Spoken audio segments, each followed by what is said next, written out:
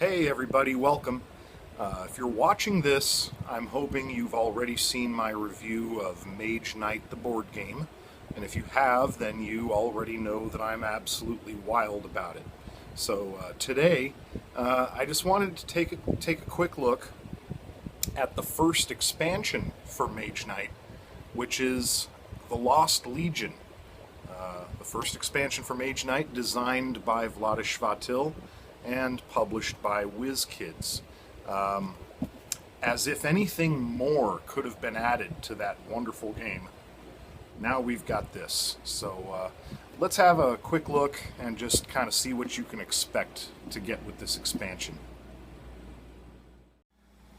So I've pretty much been playing this game like a crazy person for several weeks now, and the main thing I want to talk about before getting to the main thing that I think makes this expansion unique. First of all, what you're getting with this expansion is more land, more map tiles, more special actions, more different kinds of spells, more different kinds of units that you can recruit.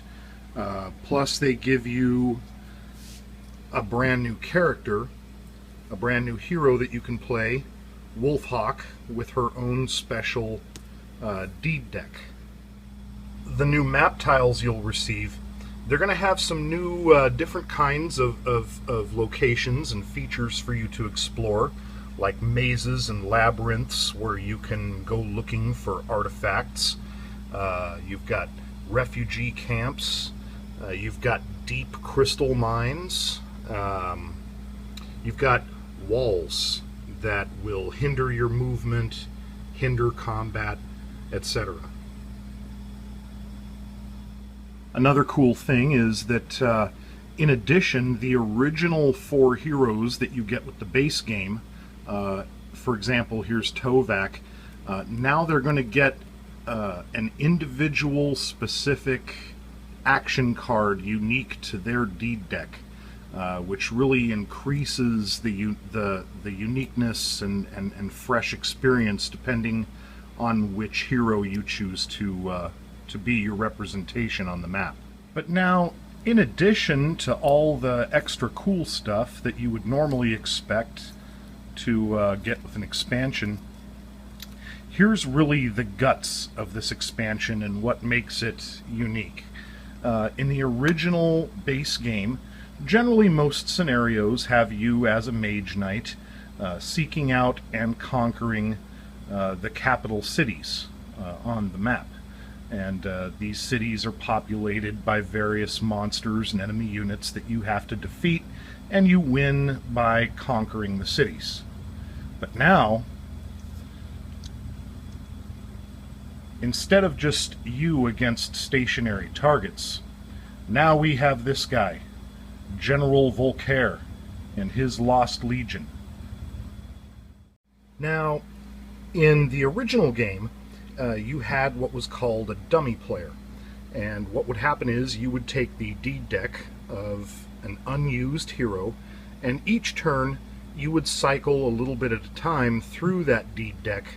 And what the dummy player served to do was sort of serve as a countdown timer that would speed the game along and kind of force you to pace yourself. And when the deed deck of the dummy player was cycled completely through, it would be time to start the next round.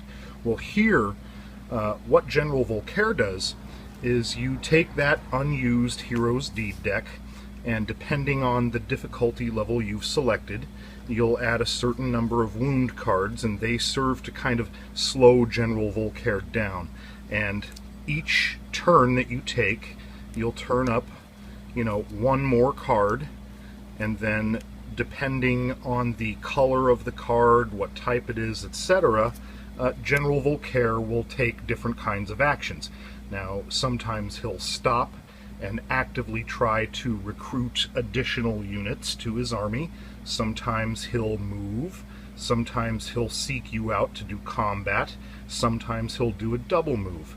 and located on Volkaire's action card, it'll show you, which way General Volkaire moves depending on the color of the card you've drawn. Here's the initial starting setup for the primary General Volkaire scenario that comes with the expansion. Plays pretty much the same as the base game. You're going to be drawing a certain number of cards out of your deed deck depending on your level, and with those cards you'll be moving or doing combat or attempting to recruit units in the various towns you'll come across. You'll be moving around the map and attempting to reveal new map tiles to explore. But now, in between your turns, while you're doing this though, now General Volkaire, he's going to be moving. He's going to be revealing new map tiles. He's searching for the capital city. And you're in kind of a race with General Volkaire to find the capital city and conquer it. Now, what eventually happens is, assuming you're able to conquer the capital city, General Volkaire is going to come along and do combat with you and attempt to kick you out and conquer the city for himself. Other scenarios will have General Volkaire starting at the opposite end of the map and sort of racing to do combat with you at your entry portal. Now, of course, you don't just have General Volkaire to contend with. You've got his legion. He will always be traveling with his own personal army. And in order to defeat Volkaire in the endgame, you have to defeat his army of units. And of course, throughout the game, he's trying to recruit additional units to join his army. Also, combat with Volkaire can be unique in that with each combat, Volkaire's attack will change depending on the color of a die roll. You'll have different things to contend with every time you fight Volkaire. So, Vlaada Chvatil, after he was done with Mage Knight, he could have just called it good, put his feet up, and that would have been a complete and perfect game in and of itself. But what he's done here is even more brilliant. Speaking specifically to my solitaire friends, this game, this expansion, really just fleshes out the solitaire experience. Now, in addition to playing against the map, playing against the various enemies you encounter along the way, and sort of racing against time, now you have the added bonus of an actual opponent that you're playing against in General Volkaire. It's a very...